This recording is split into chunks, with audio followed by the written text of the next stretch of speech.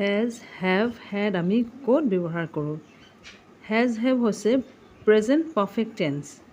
Has for singular number or singular name বা singular ছাবজেক্টত আমি ব্যৱহাৰ কৰোঁ। যেনে হি শ্বি ইট, যেনে ইয়াতে he has, she has, it has. So' আমি হেজ ভাৰ্বটো আমি ছিংগুলাৰ ছাবজেক্টত ইউজ কৰোঁ। আৰু আমি হেভ ইউজ কৰোঁ আই, উই, ইউ, দে প্ৰনাউনৰ লগত বা প্লুৰেল ছাবজেক্টৰ লগত। I have, we have, you have, they have. আৰু এই দুইটাৰে প্ৰেজেণ্ট পাৰফেক্ট টেন্সৰ পাষ্ট পাৰফেক্ট টেন্স হৈছে হেড। হেজ হেভ দুইটাৰে পাষ্ট পাৰফেক্ট হৈছে হেড। আমি ইয়াত এতিয়া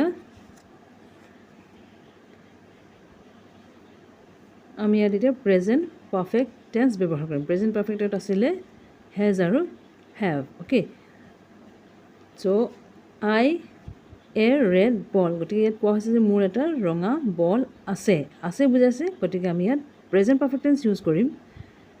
গতিকে আমি ইয়াত লগাম আই হেভ, হেজ নহয় বা হেড নহয়, আই হেভ এ ৰেড বল, গতিকে মোৰ এটা ৰঙা বল আছে।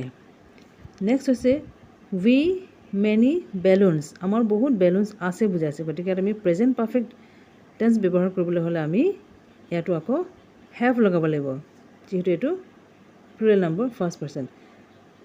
উই হেভ মেনি বেলুনছ, আমাৰ বহুত বেলুনছ আছে। হেড লগালে আমি এইটো পাষ্ট হৈ যাব, গতিকে এইটো নহয়, হেজ নহয়, হেভ।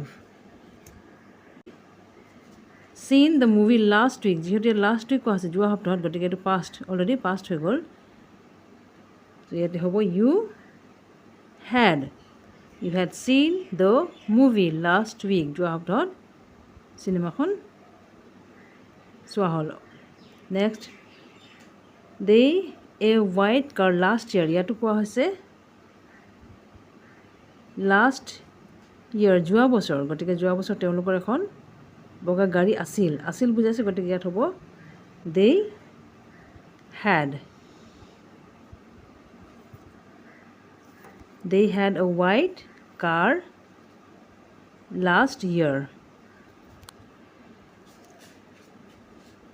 আৰু এটা হৈছে শ্বি কাম য়েষ্টাৰডে, যিহেতু ইয়াত প্ৰেজেণ্টত আছে আৰু ইয়াত পাষ্ট আছে। য়েষ্টাৰডে মানে যোৱাকালি, যিটো অলৰেডি হৈ গ'ল, গতিকে তাই যোৱাকালি আহিল। ইয়াত হ'ব শ্বি হেড কাম য়েষ্টাৰডে, শ্বি হেড কাম য়েষ্টাৰডে মানে তাই যোৱাকালি আহিল।